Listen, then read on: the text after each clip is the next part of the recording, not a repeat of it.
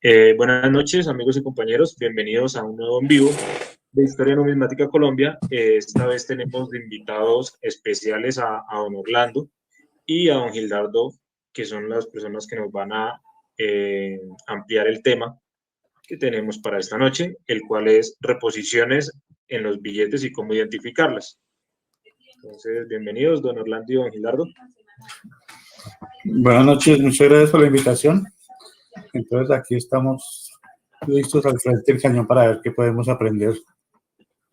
Buenas noches, gracias por la invitación y esperamos que esto aclare algunas dudas y quedamos pendientes de las inquietudes que se puedan generar. Sí, señor, sí, claro, ahí vamos a estar mirando las preguntas para irlas atendiendo y ir aclarando un poco más el tema. Entonces, don Gildardo, tiene a disposición la pantalla. Bueno, esta presentación que les voy a hacer pues es parte de una que es más completa, pero aquí pues tratamos de resumir algunas cosas. La idea es que hoy miremos todo este tema de lo que son los billetes de reposición, algunas realidades que sabemos sobre ellos y algunos mitos que se han creado alrededor de ellos. Básicamente la definición de un billete de reposición es un billete que reemplaza alguno que se dañó en alguno de los procesos de fabricación de los billetes. Los billetes de reposición se les coloca algún tipo de marca o de señal para diferenciarlos de los billetes corrientes. En lo que es los billetes de reposición, más o menos se conocen desde 1914 con algunas reposiciones que aparecen en Corea y en Filipinas como desde 1916. En Europa, a partir de 1945, aparecen ya algunas reposiciones en los billetes. Y en Estados Unidos, pues también tienen bastante tiempo. En Colombia los conocemos que estén documentados a partir de 1962, pero también se piensa que antes debieron haber existido. Aquí están algunas muestras de algunos de los billetes de los tipos de reposiciones que se utilizan. Están pues, los países que utilizan la letra Z más el número de la serie, por ejemplo. Vemos un billete de Guatemala, vemos un billete de Escocia que utilizan el ZZ, vemos uno de Singapur que utiliza el Singapur, la Z sobre un número, la de Indonesia que usa la X, Irak que usa el prefijo y una letra sobre 99, Zambia X3, Tailandia, número con OS, Serbia el ZA, Nigeria el TZ. Estos son los ejemplos de Paraguay que utiliza la Z y la R que se utiliza en Argentina. Hay muchas personas que han estudiado este tema de las reposiciones y en Argentina han hecho algo de este estilo, donde está pues el catálogo PIT, como es el catálogo del número del billete, quién firma los billetes, cuántos billetes fueron repuestos, cuántos se sacaron en la emisión y los porcentajes de los billetes que se dañaron, junto a unas tablas que nos indican la rareza de los billetes. Algo hemos hablado sobre las tablas de rarezas, más adelante podemos ir a ampliar sobre eso.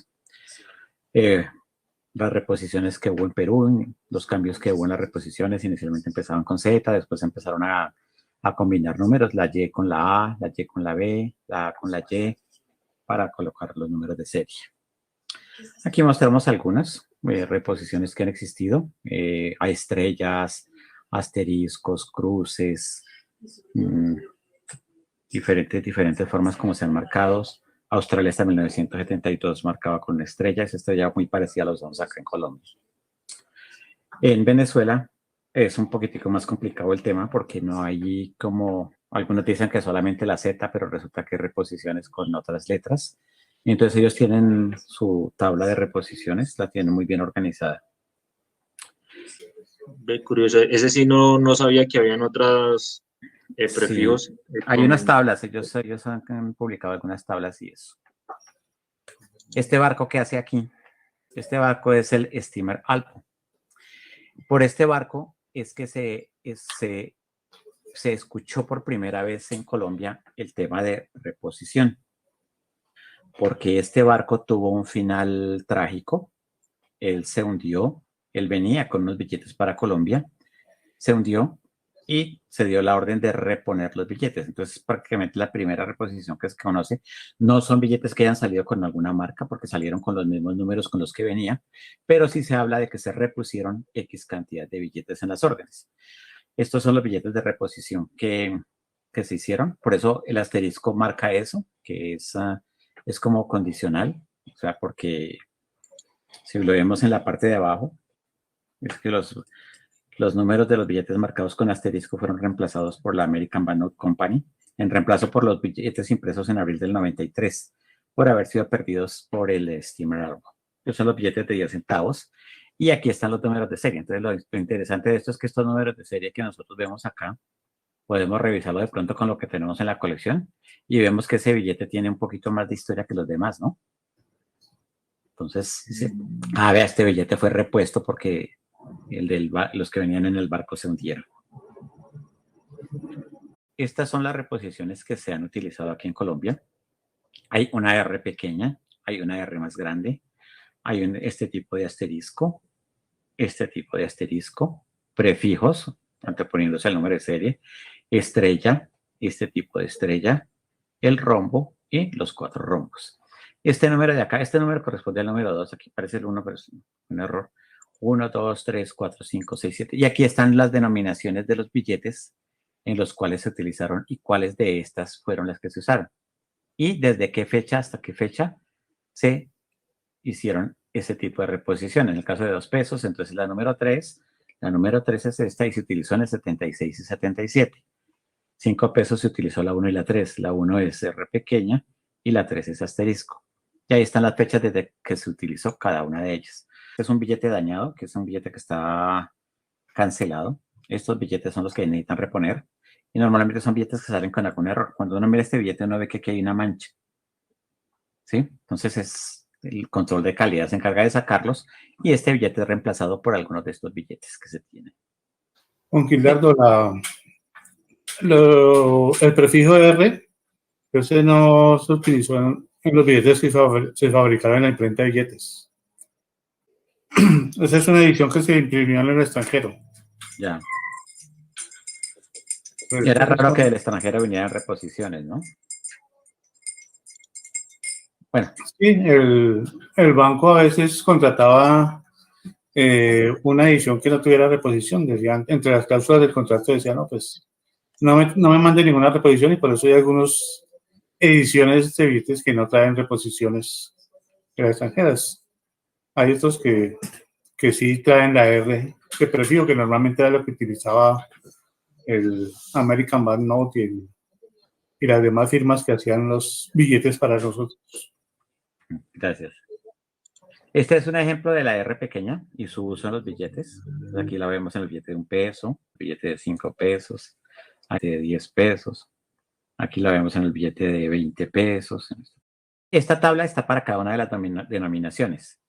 Aquí está pues las fechas de los billetes, hilo de seguridad, sin hilo de seguridad, cantidad impresa, numeración inicial, numeración final y la numeración que corresponde a los rangos que hay conocidos de reposiciones. Este es un trabajo, vamos a ver más adelante quiénes fueron los autores de esto, los que empezaron, porque esto ha venido como heredándose de unas a otras personas, pero esto se construyó de manera colectiva. Nosotros no sabíamos o nunca supimos en dónde empezaban las reposiciones y en dónde terminaban. Entonces aquí están más o menos cuántas reposiciones deberían haber salido. Y aquí pues está el tipo de reposición que se nos lleva también a los signos que hay. Esta tabla la tengo para cada una de las reposiciones. Vemos un ejemplo de una sola. Ya con Don Orlando sabemos que las reposiciones que se empezaron a fabricar en Colombia iniciaban desde el número 100.001. Y pues ya él ahorita nos contará con cuántas reposiciones se hacían. Aquí yo tengo marcada esta del 74 que inició en este número y terminó en este número. ¿Sí? Pero ya él ahorita nos contará cómo es este tema de las numeraciones, de las reposiciones, porque esto ya empieza a cambiar la literatura que se conoce sobre el tema. Estas serían lo que conocemos y esto sería lo que se empezó a fabricar. Esta es un ejemplo de la R grande. Sí, solo se dio en esta denominación, no hubo ninguna otra denominación que la usara. Un ejemplo de los asteriscos. Sí. Estos asteriscos tienen historias que ya Don Orlando nos va a contar cómo de esto y cómo los cambios que se dieron en los tipos de esto. Las estrellas, ya escucharemos a don Orlando, aquí es mostrar solamente los ejemplos. Estos dos billetes que están aquí se encuentran dentro del rango. El billete de la izquierda tiene la reposición y el de la derecha carece de ese signo. Sabemos que las reposiciones fueron desde bueno, este es el número que estaba antes, ahorita ya sabemos que viene desde el 100.001. Esto es lo que se conoce de lo que hay en colecciones, a este número. Y este número, ¿qué hacían la gente en los 90?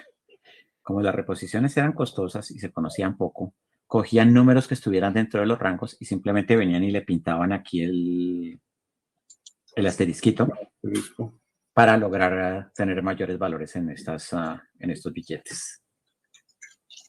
Sí, adicionalmente que como se utilizaba era una tinta negra normal, pues era muy fácil adulterar un billete colocándole el asterisco. Este dibujo es hecho por don Orlando. Aquí él nos explica dónde están las firmas, las fechas, y en ese mismo sitio se colocaba la letra R.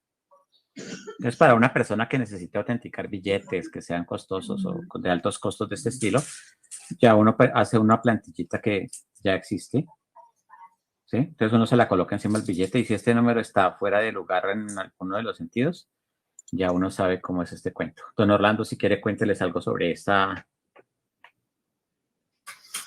Sí, lo que pasa es que en la imagen de arriba está un diagrama de lo que es la impresión tipográfica, la numerota.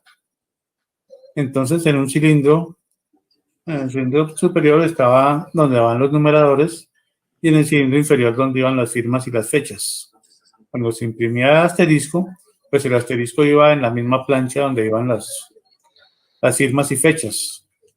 Entonces, es decir, que siempre no tenía por qué haber un baile entre las firmas y el asterisco, sino siempre iba a ser constante.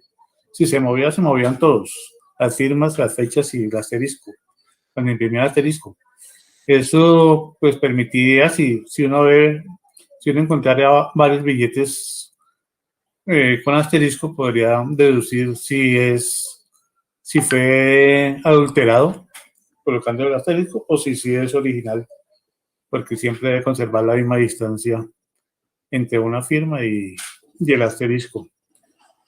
Ya en el diagrama inferior pasa que cuando a partir del billete de 50 pesos se le empezó a imprimir una impresión invisible, una tinta invisible por el anverso, entonces hubo necesidad de hacer las firmas en calcografía en el proceso anterior. En Intaglio se hicieron las firmas y fechas para liberar ese cilindro y ahí poder hacer la impresión invisible. Cuando se iba a hacer el asterisco, pues ya el asterisco iba solamente en el cilindro de abajo y arriba iba el número. Entonces, los dos deberían permanecer siempre a la misma distancia, el número y el asterisco, y si se movía uno, se movía el otro también. Primero se hacía la impresión invisible y después se quitaban las planchas de la impresión invisible y se montaban las planchas para asterisco cuando se iba a hacer el asterisco. El asterisco normalmente eran solamente unas 3.000 hojas cuando era una edición de 50 millones o máximo 5.000 cuando era una edición de 100 millones de piezas. Entonces era un cambio que se demoraba pues 1 o 2 días en hacer el cambio y la impresión duraba realmente 1 hora máximo. Pero eso es lo referente a esa gráfica, más o menos lo que quería dar a conocer ahí. Este billete es una de las reposiciones más rara que hay. Los datos que nosotros teníamos difieren bastante de un autor a otro. Alejandro Brill tenía el registrado del 100.021 al 169.181 y Bernardo González tenía registrado del 00 al 169, 162 en el 2019. Pero gracias a la información que don Orlando, siendo la persona que estuvo al frente de esto, nos ha dado a conocer, se imprimieron, es uno de los que se han impreso menos hojas, ¿verdad? Sí, se prestaba para trabajar y no salía tanto defecto, entonces por eso no se imprimía tanto asterisco. con don Orlando nos hemos puesto en la tarea de revisar las notas de lo que están en los catálogos. Entonces a él se le hicieron llegar algunos catálogos y algunas cosas. Y aquí hay algunas notas que lo ponen a uno a pensar viendo algunas numeraciones de las reposiciones que pues toca investigar bien qué pasó, porque se sabía que había determinada cantidad de hojas que se imprimían y aparecen como mayor cantidad de reposiciones. Entonces no se sabe ahí, o mayor cantidad de reposiciones no, sino mayor cantidad de números conocidos. Entonces, como esto se hizo por medio de registros, pues una persona llamaba a la otra o le escribía y le apareció tal reposición, entonces se iban registrando.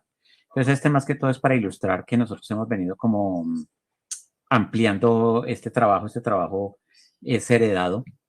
Ahorita vamos a ver las personas que han hecho trabajo en él y la idea es que lo que se está haciendo es un aporte para que conozcamos más todo el tema de las reposiciones, aprendamos a distinguir posiciones verdaderas de falsas, los signos que se utilizaron en ellas y poder aclarar muchas dudas respecto a estas numeraciones especialmente. Se acabaron las reposiciones.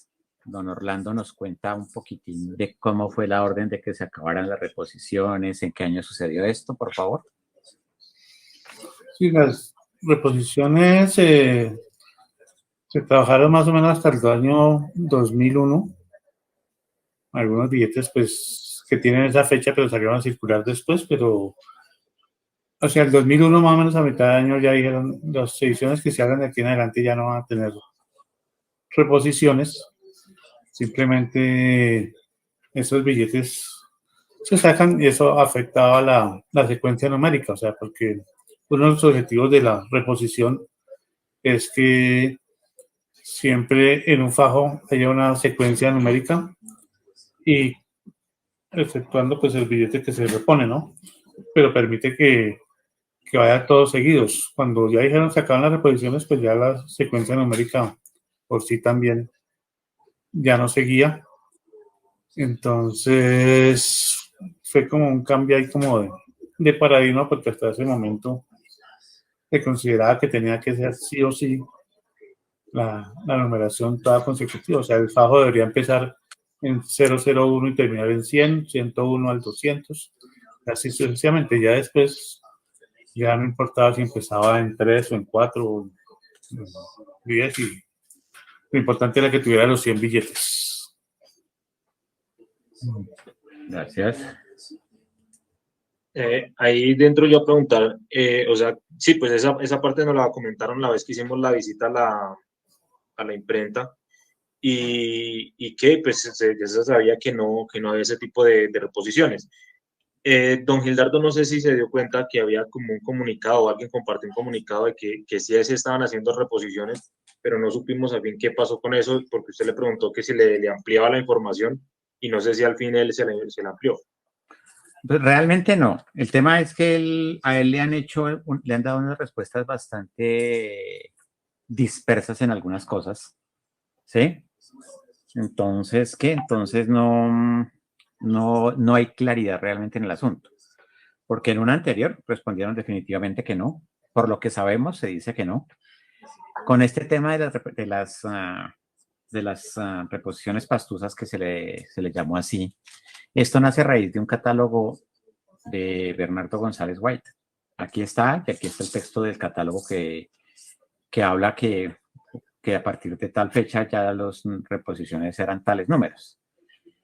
Sí. Ya en este caso, ya las impresiones no eran completas, no se hacían los 100 millones, sino simplemente se hacían lo que saliera. Eso lo vamos a ver en una tabla siguiente. Y sobre lo que saliera, la gente veía, no, pero es que aquí no dice sino que salieron 99 millones y resulta que yo tengo las 99 millones 500. Entonces la gente decía, eso es una pastusa. ¿Sí? Entonces, ¿qué encontraron ellos? Encontraron billetes de otras numeraciones dentro de fajos que empezaban en 140 y encontraron unos 995. Entonces, en ese catálogo, en ese año, salieron todas estas numeraciones y todas las reposiciones y se quedaron ahí. Y el tiempo se comió esto y todo el mundo siguió hablando de esto. Esto desapareció en los siguientes en los siguientes catálogos ya no volvió a aparecer esto. Ya se sabía de qué número a qué número habían impreso. No de qué número a qué número habían impreso, sino la cantidad efectiva de billetes que habían salido. Se creó ese mito de las pastuzas y todavía queda, y todavía existe. Pero realmente las respuestas que han dado siempre han sido esas. Hubo una respuesta que decían eso, pero nunca se clarificó, nunca se dijo ni nada. Y cuando nosotros realizamos la pregunta, bueno, tuvimos otra respuesta diferente, ¿no? Pues cambia, le hago una pregunta. En esas reposiciones pastosas, pues yo sí siempre alcancé a escuchar como el tema, pero esto sale pues obviamente en Pasto, ¿no? Pero ¿quién es el que hace la referencia de estas exactamente? No, es así, no. ¿Quién inventó el término? No. Es así, ni idea. No hay una... Pero así empezaron a llamarlas. Y Sí. en fajos Ahora sí cambió. en fajos que se han sacado últimamente, yo saqué un fajo que pesaba como por 22, a mí me salieron algunos con el número 40 y pico. Entonces así salen diferentes. Por ejemplo, aquí vemos de los billetes de la nueva familia, cuánto han sido las emisiones efectivas y cuáles son las series que tienen, las fechas que salieron los billetes, cuándo circularon y todo eso. ¿Qué pasa? De acuerdo a lo que ya sabemos, el papel se compra en las cantidades específicas para la emisión. Si se va a hacer una emisión de 50 millones, se compra o se pide papel de 50. Si va a ser de 100, se compra para 100. ¿Sí? Se imprime, se retiran los dañados y se contabiliza lo bueno. Entonces, si vemos aquí, la serie AA llegó hasta 48.310.000. Se hicieron 50.000, pero el resto se dañó. Ese número no se repuso. Contablemente simplemente se pasa 40.310.000. Lo demás se dañó en la impresión. ¿Sí? No Sí. se reemplazan esos números, nada, sino contablemente se maneja esto. Entonces, cuando nosotros vemos que hay hartos daños. ¿Sí? Por ejemplo, en la serie AB, quiere decir que se dañó de 100 millones, que era el papel de impresión, se dañaron tantos. Pero ojo, esto no quiere decir que sea ese el límite de esa denominación, porque se pudo haber dañado 10 billetes de la serie de los 100.000, 20 billetes de tal. Entonces pueden verse números que sean más altos a él. ¿Sí? Sí.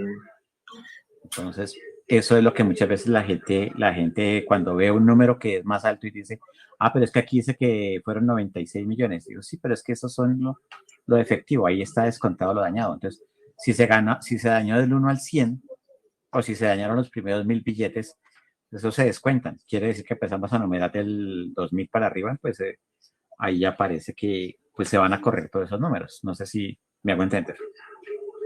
Sí, sí, señor. Que este trabajo ha sido un trabajo que se ha venido haciendo entre muchas personas. Antiguamente la forma de comunicarse no era tan rápida ni tan veloz ni tan sencilla como hoy, que era un mensaje por WhatsApp y manda uno una foto o cosas por el estilo.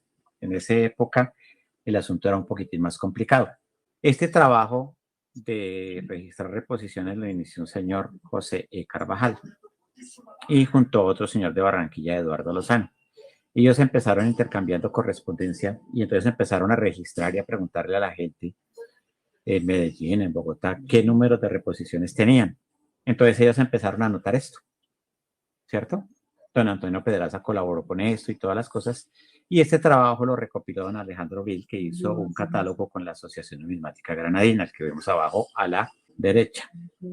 Entonces ese fue uno de los primeros catálogos en donde ya se hablaba de los números de las reposiciones, de las cantidades, de lo que se conocía.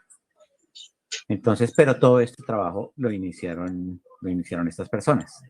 Entonces, yo tenía alguna correspondencia, no encontré alguna carta de esas que se enviaban en donde se comentaban que como los números que iban saliendo, estamos hablando de una época en donde una llamada a larga distancia era costosa y todas esas cosas, entonces, pues la carta era como la más sencilla. Entonces ahí aparecían, yo registré estos números y con base en eso se construyó esto.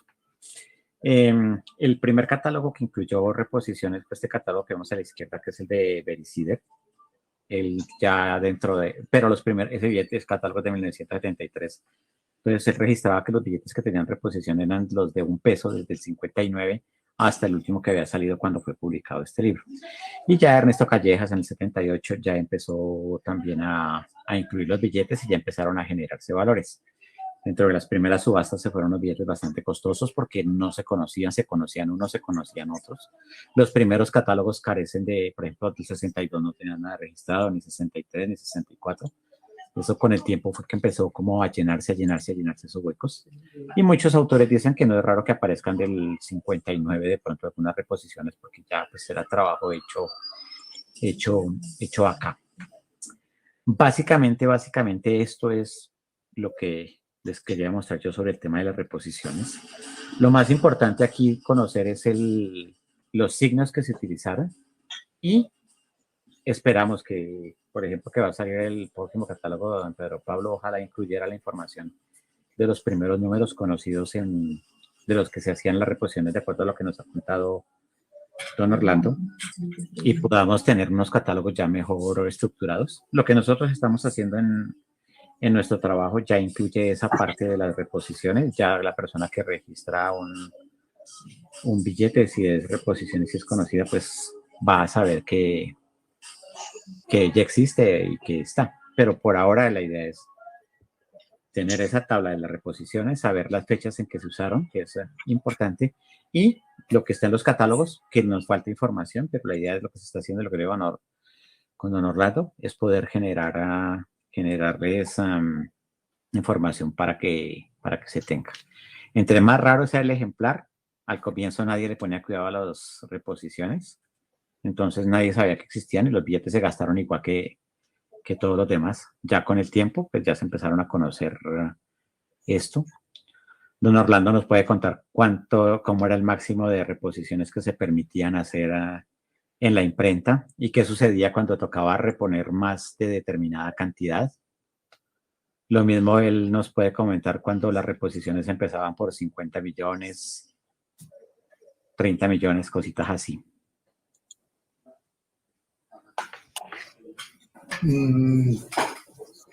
Sí, las reposiciones, pues yo que estuve desde el año 79 hasta el año 2002, pues siempre se tenía una determinada cantidad de reposiciones para los billetes. La norma era de que las reposiciones arrancaran por el 00, 100.000, 1 en adelante, dependiendo de la cantidad de billetes que se fuera a hacer la edición, pues se hacía la cantidad de reposiciones que se hacían en hojas y después se cortaban a billetes, se iban cortando, por ejemplo, se hacían 3.000 hojas y se iban cortando de a 100 hojas, de a 100 en 100 hojas, 3.500 billetes, 4.000 si era formato 35 o formato 40.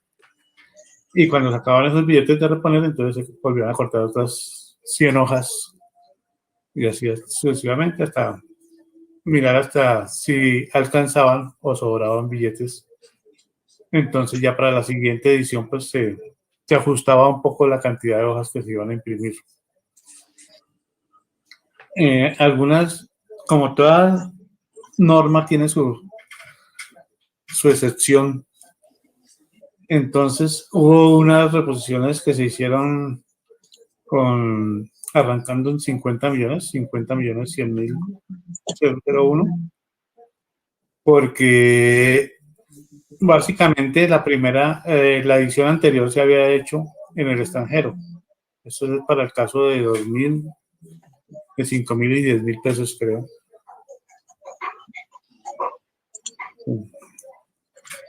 Que arrancaron en 50 millones porque los primeros 50 millones se habían hecho en extranjero. Y en el extranjero, pues la norma que tenían ellos era que la reposición iba con un prefijo que era la R en el número.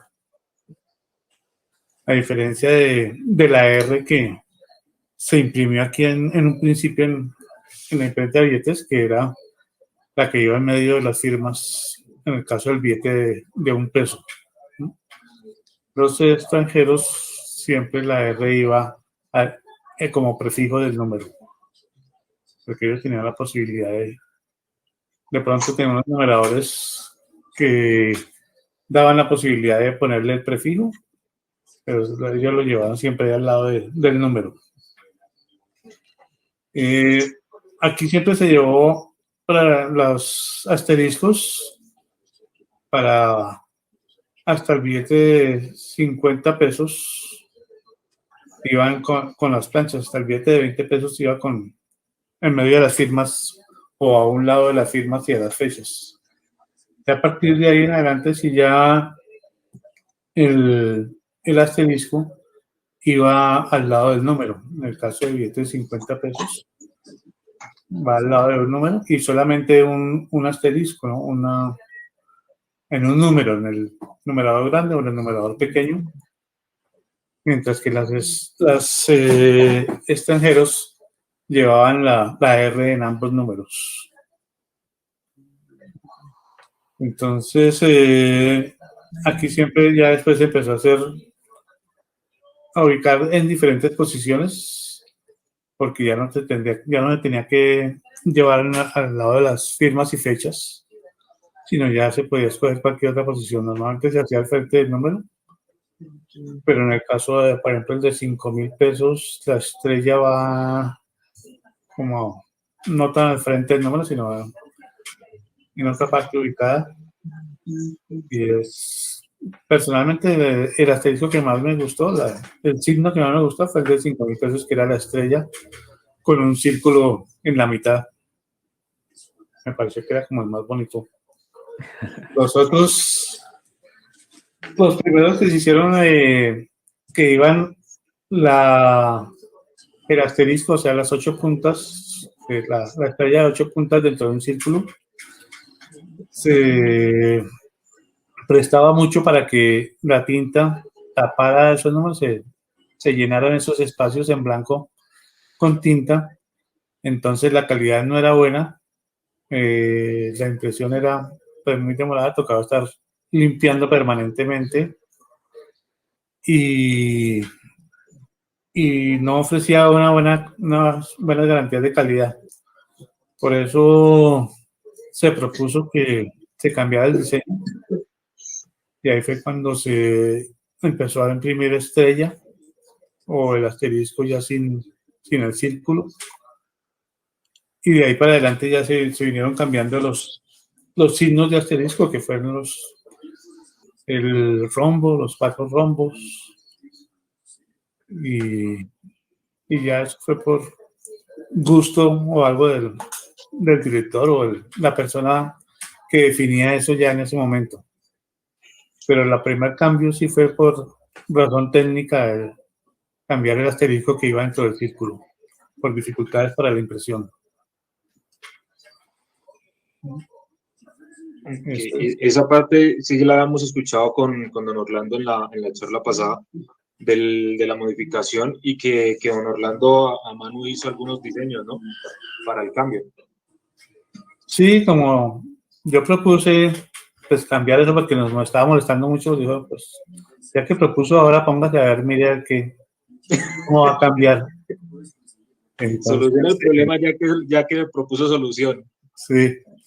Entonces me pusieron a hacer varios diseños, hice varias propuestas, hice como 4 o 5 propuestas con asteriscos de 8 puntas, de 6 puntas, sin el círculo, bueno, varios, y finalmente pues el director de la época dijo no, mandó a la secretaria que imprimiera en la máquina de escribir el signo de multiplicar, que era la estrella, y la miró y dijo, sí, este me gusta, y ya, quedó ahí. Ninguno de los diseños propuestos prosperó. Eso es una anécdota también interesante, pues, de parte de don Orlando. De pronto, pues, para los que nos están viendo, don Orlando trabajó, ¿cuántos años? 27 años. 24 años imprimiendo, pues, los billetes que usábamos aquí en Colombia. Entonces, por eso, pues, es una gran referencia y es una gran ayuda para este tema.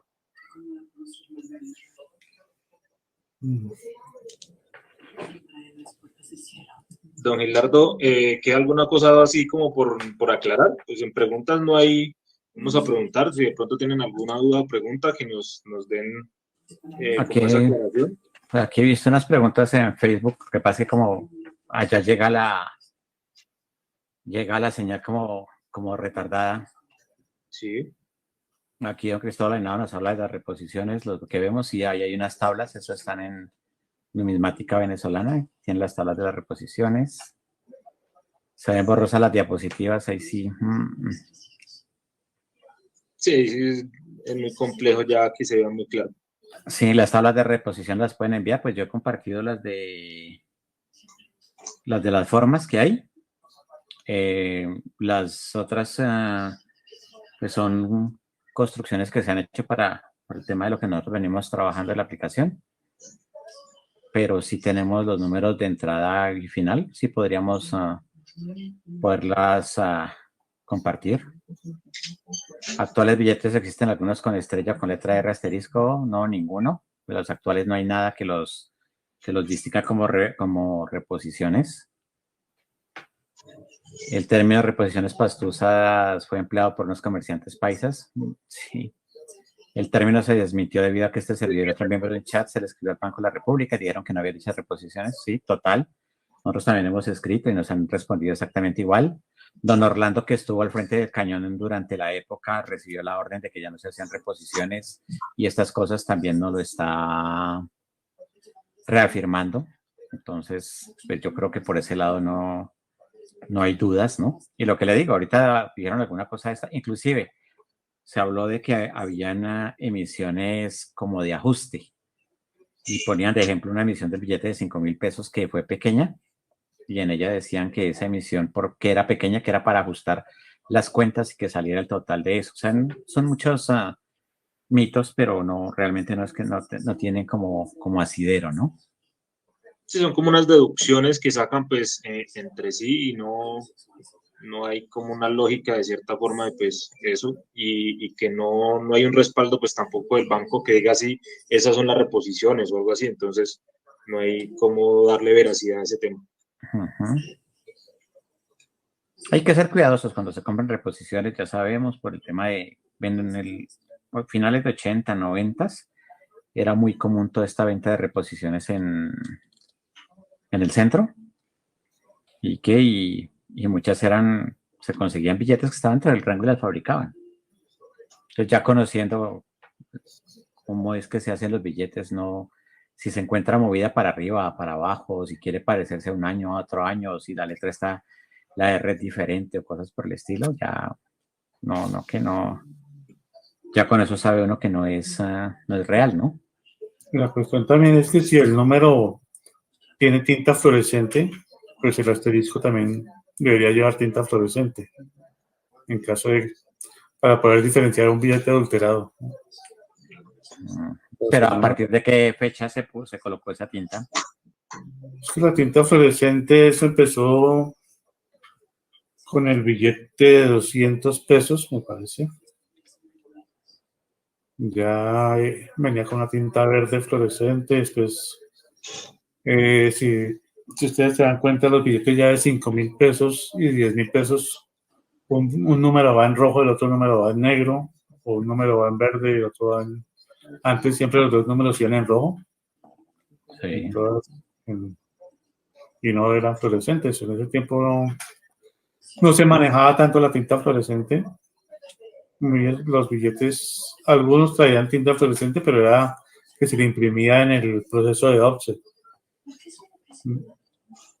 Ya en las tintas tipográficas fluorescentes ya fueron más o menos a partir del billete de 200 pesos, año 83, más o menos, de ahí en adelante. Esa es una forma de distinguir uno de los billetes estos anulados, ¿no? Muchas veces la gente está vendiendo harto billete anulado y para uno y mira, y se han encontrado ya unos fabricados. Los utilizan con tinta normal, entonces no se ve nada. En cambio, cuando usted le coloca la luz UV a un billete donde está la anulación, ella se torna como color verde, o como él tiende a brillar. Entonces, ese es. En esa parte, don Gildardo, hay, bueno, hasta donde yo vi, cuando estaba haciendo esa investigación de los serie anulada, hay un serial que aparece, pues, que no se ve con la luz UV y el otro sí, ¿no? Es que hay unos que no tienen serial, que no tienen número. Y hay otros, y hay otros que tienen, creo que en Orlando yo le envié la foto de ese billete que yo tengo, que por la parte de abajo tiene solo círculos que dan el ancho del numerador. Que ese, la verdad no he visto muchos de esos, pero viene solo círculos en la parte de abajo y encima viene el tachado con el sello del cancelado. Okay. Por aquí don Franklin Richard dice: buenas noches amigos desde Panamá, tengo 100 billetes de $1 serie consecutiva con estrella, esos son reposiciones por error de imprenta y tengo monedas de colección de Bucaramanga. Sí, esas son las reposiciones, las que tienen toda la estrella, y curioso pues tener un fajo de este tipo es bastante complejo. No, es bastante raro porque se supone que no se puede meter tanta cantidad de reposición. Bueno, aquí en Colombia, en Estados Unidos no. En Estados Unidos muchas veces uno le ve precios y la gente vende en precios exagerados las reposiciones. Y resulta que las reposiciones allá son más comunes de lo que uno piensa. Antiguamente también, al estilo Colombia, se imprimía hasta el billete 100 millones, pero allá no se ponían el trabajo que se hacía aquí de que tenían que ponerle el numerito 1 a los ceros. De eso ya lo vimos en el otro video, sino que simplemente cogían un billete de reposición y lo cambiaban por ese último número. ¿Sí? Entonces... Sí, me faltó responder una parte de la pregunta que me hizo don Gildardo, fue de qué cantidad de asteriscos iban en un fajo de 100 billetes. Sí. Entonces la norma en el tiempo sería que podían ir máximo 10 billetes de reposición seguidos, 9 billetes. Ya pasaba de 10, pues tocaba repetirlos por el mismo número. O si eran saltados dentro del fajo, dentro de los 100, podían ir hasta 19, 20 billetes no consecutivos, ¿sí? En diferentes partes del fajo. Máximo hasta 20. Sí, cuando había más de 20 ya tocaba repetir los 100 billetes, o sea, lo que llamamos nosotros listas de reposición. Se hacía la lista y se mandaba a la numerota para que volviera a imprimir esos números por el mismo serial. Yo he tenido máximo 10 reposiciones en un fajo. Y otra cosa, un billete que nunca se podía reponer por asterisco era el que terminaba en 001. O sea, la tapa de los 1000 billetes, eso nunca se podía reponer por asterisco, porque era el número que identificaba todos los 1000 billetes que iban a ir para abajo. Entonces ese billete nunca se podía reponer. Siempre tenía que estar bueno. Tocaba volverlo a hacer, si se dañaba, tocaba volverlo a hacer el mismo número. Sin ninguna marca, o sea, no importaba si se dañara 10 veces imprimiendo, tocaba imprimirlo sin marcas. ¿Usted no vio cuántos billetes se dañan cuando tenían que hacer la tapa? ¿El del 100 millones? Cuando podían dañar. Pues hasta que uno le diera, pueda dañar entre 15 y 20 billetes, porque pues, la altura no daba, quedaba muy pegado, quedaba más arriba, quedaba más abajo, quedaba con menos tinta, quedaba con más tinta, entonces... Eso era tiempo. De prueba y error.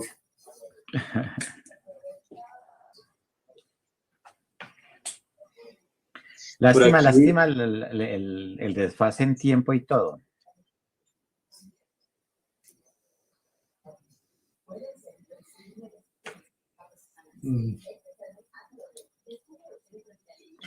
Por aquí nos pregunta, nos comenta Rómulo Barrera: me gustaría realizar una charla con don Orlando hablando sobre las dificultades que hubieron en cada uno de los billetes que salieron a circulación durante los 24 años que estuvo en la imprenta. Pues para saber eso pueden contar mis canas. ya sabe que no era tan fácil.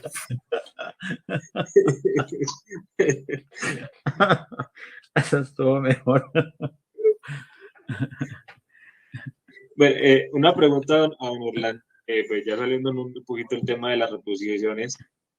cuando llegaban las planchetas, o pues la parte de la impresión, todo esto pues obviamente lo hacían en el exterior, ¿verdad? ¿Cuáles planchetas?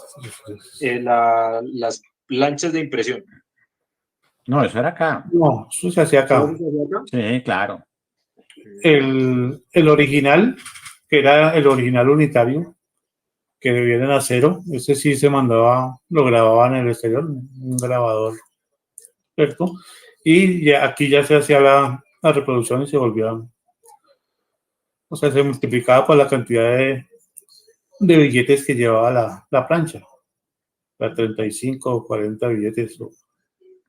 Pero todo se hacía aquí, las planchas calcográficas e intaglios se hacían por el método de galvanoplastia, método químico, y las planchas de offset se hacían por fotomecánica. Okay. Bueno, don Gildardo, ¿qué temita queda más por explicar de esto? Creo que es como No, todo lo que... básicamente las reposiciones, o sea, las reposiciones no tienen tanto lío, ¿sí? Ahora lo interesante era saber cuántas hicieron, cómo se hicieron, por qué se hicieron, ver por qué desaparecieron inclusive, porque básicamente es ahorro de tiempo, ¿no, don Orlando?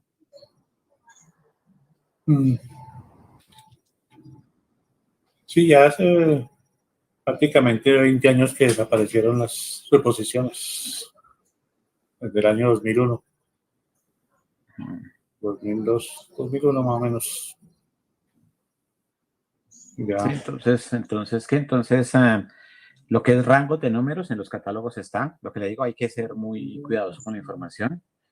Los que manejan el catálogo de Bernardo González deben revisar una fe de ratas que le envió, porque pues quedarán algunas fallas, que es normal en lo que es fallas de tipografía, fallas de montaje. Entonces hay algunos números mal, hay algunas reposiciones que no son los signos, e inclusive hay unas reposiciones que no existieron, pero eso está corregido en ese trabajo. PPH se basa en los trabajos que hizo Alejandro Brill, que fue el catálogo que nosotros vimos ahí. Entonces casi que los números no han cambiado, aunque ha habido gente que ha reportado números que se han encontrado. La idea es que ojalá con lo que nosotros estamos haciendo podamos empezar a consolidar esas cosas. Ya sabemos de dónde parte, no sabemos a dónde termina, porque realmente pues con don Orlando la pregunta le queda de que si se sabía hasta qué número se utilizó, o sabíamos cuánto imprimían, pero no sabíamos cuántos usaban. Podían usarlos todos, podían usar menos. Si se usaban menos, ¿qué pasaba con ese resto que ya estaban impresos con esa fecha y ese símbolo? ¿Sí? Entonces el final no lo conocemos, pero los números iniciales de la mayoría sí ya los sabemos cómo son, ¿no?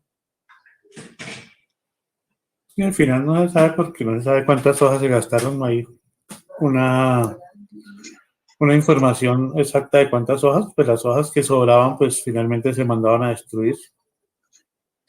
Y como digo,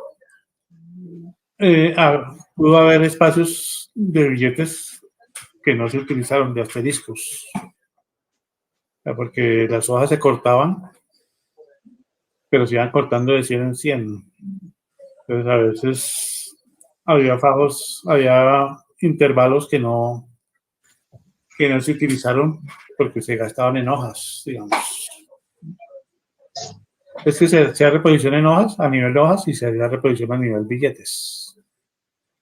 Cuando, después del proceso de numeración, se hacía una segunda revisión que se enfocaba básicamente en revisar los números. Y había hojas que de pronto estaban fuera de registro, tenían mucha tinta o algún problema, y se retiraba toda la hoja y se cambiaba por una hoja completa de asterisco. Y había otros que solamente era un billete dentro de la hoja, 2 o 5 billetes dentro de la hoja. Entonces ya después de que se cortaban, entonces se procedía a extraerlos y cambiarlos por la reposición. Siempre tomaba tiempo ese trabajo. Sí, las personas ya eran bastante expertas en eso, entonces la persona que revisaba anotaba los números que había que cambiar, se los pasaban a la persona que estaba ya en la máquina cortadora y ella ya ubicaba dónde venían esos billetes y los cambiaba en forma rápida mientras la máquina iba cortando. O sea, sacaba los fajos o los billetes y los cambiaba y eso se hacía en un tambor que que tenía la máquina, que va girando el tambor y va recogiendo 100 billetes y 100 billetes. Tiene 35 cajones el tambor o 40 dependiendo el, el formato. Y entonces el tambor va girando, sacaban un fajo y los cambiaban los billetes y tenían tiempo suficiente mientras daba la vuelta para volverlo a colocar en el sitio donde debería ir el fajo. Es cuestión de práctica, ya las personas tenían la práctica y no frenaban el proceso, digamos. Se hacía mientras se iba cortando. Ya era como la organización que tenían y ya sabían como el tiempo a requerir por cada cambio, ¿no? Sí, ya, pues de pronto cuando había muchas reposiciones, que eran unas listas súper grandes, pues sí ya tocaba de pronto parar la máquina para que la persona pudiera hacer los cambios y ahí sí seguir o poner a otra persona que le ayudara a reponer los billetes que estaban defectuosos. Pero normalmente siempre se hacía sobre la carrera, sobre el proceso de impresión sin tener que parar la máquina, la cortadora, ¿no? Okay. Bueno, ya más preguntas sobre el tema no tenemos, ya que se aclara pues todo el tema. Ahí queda don Orlando comprometido para hablar de las dificultades. Ya por ahí algunas se han dado con la charla anterior. Chévere que Cristóbal Henao nos deja el link de las reposiciones de Argentina. Esa es parte de lo que es parte de lo que yo mostré ahí. Es interesante. En Colombia hacen convenciones numismáticas, sí se hacen. ¿En qué parte? Depende de quién las organice. Ahorita la más cercana que hay hay unos encuentros numismáticos que se van a hacer en Bogotá, pero la idea siempre se ha tenido es descentralizarlos. Entonces tratar de ir a la costa, tratar de ir a Antioquia, tratar de ir al Valle, a Boyacá, a Arauca, o sea, ya se han hecho varios encuentros así. Viene un evento grande de Numiscol también, entonces, o sea, sí se hacen, son bastantes, el calendario normalmente entre los grupos trata como de estarse publicando para verlo, si le interesa de pronto, pues puede de pronto, si tiene el WhatsApp de aquí de ellos o el mío o de la sociedad, ahí se puede compartir y está uno enterado en dónde van a ser las siguientes reuniones. Uno trata en lo normal no trata de estar allá.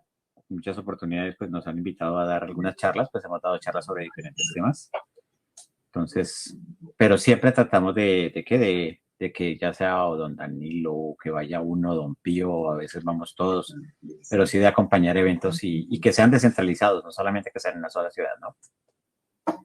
Sí, el listado está también en la página de Historia Numismática Colombia en Facebook.